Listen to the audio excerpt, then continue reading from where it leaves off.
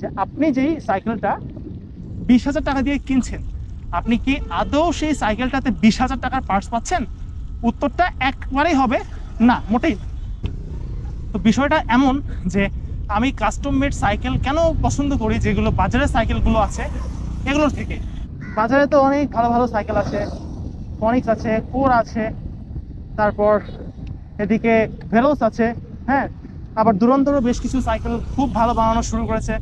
সেগুলোর থেকে আমি কেন কাস্টম বিল্ড সাইকেলটা বেশি পছন্দ করি, এইটাই আজকে ভিডিওর টপিক। অ্যান্ড এইটা নিয়েই পুরো ভিডিওটাতে আমি কথা বলবো।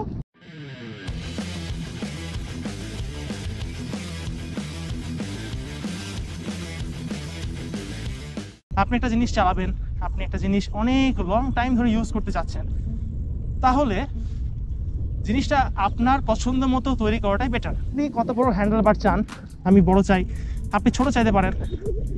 আপনি সিট কেমন চান, অর্থাৎ স্যাডেল নরম না শক্ত না কেমন আপনি বসে কমফোর্টেবল ফিল করেন, আপনি কেমন স্পিডোমিটার চান, আপনি টায়ার কেমন চান ইত্যাদি, আপনার জিনিসটা আপনার পছন্দ মতোই কিন্তু হওয়াটা উচিত। তবে কেস দেখা যায় যে যারা নতুন একটা এমটিবি বাইক কেনে বা একটা সাইকেল কেনে, ওই টাইমে এত কিছু তারা বুঝতে চায় না। একটা শোরুমে গেলাম, যে যেটা আমার পছন্দ হলো আমি দেখে নিয়ে নিলাম, কারণ আমি এত হ্যাসেল নিতে পারবো না, আমার সাইকেল সম্পর্কে এত আইডিয়া নাই। আমি চাকা কিনবো, রিম কিনবো, হ্যান্ডেল কিনবো, ফ্রেম কিনবো, তারপর সাসপেনশন কিনবো, হ্যাঁ, এত কিছু আমি দেখতে পারবো না। আমার টাকা আছে, আমি শোরুম থেকে একটা সাইকেল কিনে নিব, তাতে কোনো প্রবলেম নাই। আপনার ইচ্ছা আপনি নিতেই পারেন। কিন্তু যখন আপনি নিলেন, আসার পরে বাসায় এসে আপনি দেখছেন যে একদিন দুদিন চালালাম, চাকায় পাম্প থাকছে না, সাসপেনশনের প্রবলেম আছে, আমার বিবি সেট থেকে নয়েজ আসছে, আমার হেডসেট ঠিক মতো ঘুরছে না, বাট হেডসেট একটা সাউন্ড আসছে, ইত্যাদি ইত্যাদি নানান রকমের সমস্যা। ওই টাইমটাতে আপনার কেমন লাগবে আপনি বলেন? চিটিং চিটিং চিটিং করতা হ্যায় তু। আমার চ্যানেলে আগে ভিডিও আছে, দেখতে পারেন। তো নেওয়ার পর থেকে আমার সমস্যা শুরু। শুধু আমি না, যারাই এখন স্টক সাইকেল কেনে না কেন, প্রত্যেকেরই কম বেশি একটা কমন সমস্যা, সেটা হচ্ছে যে চাকায় হাওয়া থাকে না।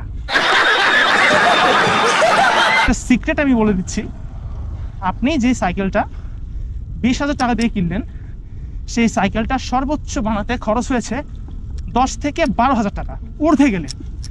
এতও না, হয়তো এতও না, তারপরেও আমি হায়েস্ট আপনাকে বললাম। আর বাকি যে 8,000 টাকা, এটা টোটালি কোম্পানি প্রফিট বা যারা সাইকেল সেল করছে তাদের প্রফিট। তাহলে আপনি এখন বলেন যে আপনি যেই সাইকেলটা 20,000 টাকা দিয়ে কিনছেন, আপনি কি আদৌ সেই সাইকেলটাতে 20,000 টাকার পার্টস পাচ্ছেন? উত্তরটা একবারেই হবে না, মোটেই। কত টাকার? 10 থেকে 12,000 টাকার সেই সাইকেলটাতে আমি পার্টস পাচ্ছি। এখানে কিছু ডুপ্লিকেট কোম্পানি আছে, কিছু অরিজিনাল কোম্পানি আছে। তো ডুপ্লিকেট কোম্পানি কি করে? ট্রেন যাচ্ছে, এখানে কিছু ডুপ্লিকেট কোম্পানি আছে, এখানে কিছু অরিজিনাল কোম্পানি আছে। তো ডুপ্লিকেট কোম্পানিগুলো কি করে, এই 10 থেকে 12,000 টাকার মধ্যে একদম সর্বনিম্ন যে পার্টসগুলো আছে, সর্বনিম্ন সেই পার্টসগুলো দেয়। মানে এর মধ্যেও তারা অত্যাধিক পরিমাণে কস্ট কাটিং করে।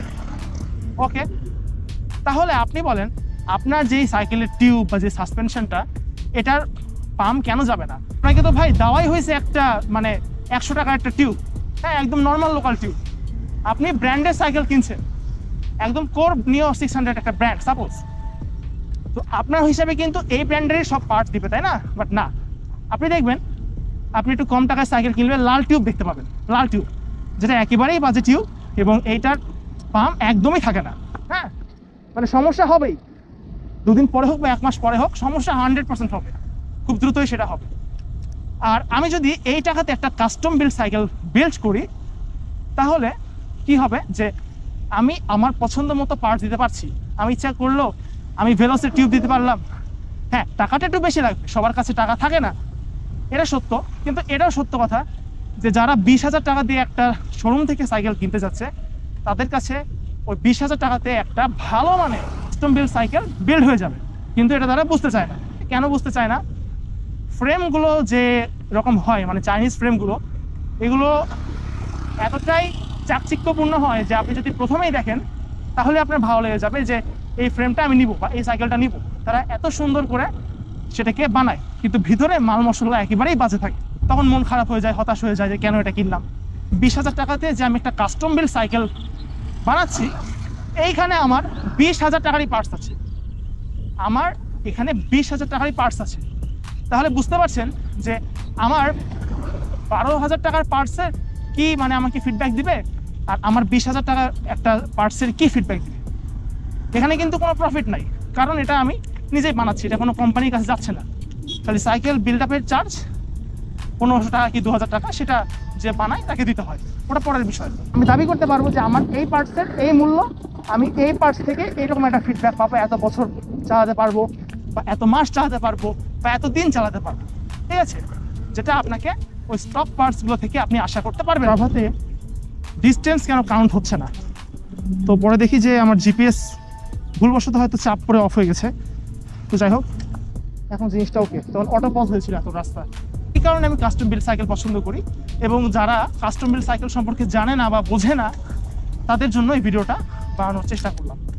আশা করি ভিডিওটা আপনাদের ভালো লেগেছে। আর ভিডিওটা থেকে যদি কোনো ইনফরমেটিভ কিছু পান, তাহলে প্লিজ ভাই ভিডিওটা একটু শেয়ার দিয়ে বা একটা লাইক দিয়ে। আপনারা লাইক দেন না, আমিও ভিডিও বানানোর উৎসাহ পাই না। এই জন্য এখন সপ্তাহে কিন্তু একটা করে ভিডিও আসে, হ্যাঁ, বা 10 দিনে একটা করে। আপনারা যদি সাপোর্ট দেন, অনেক ভিডিও আসে। আরও অনেক ইনফরমেটিভ টপিক আছে যেগুলো নিয়ে চ্যানেলে এখনও আমি আলোচনা করিনি, সেই টপিকগুলো নিয়ে ভিডিও বানাবো। এটাই নিচ্ছি। আল্লাহ হাফেজ।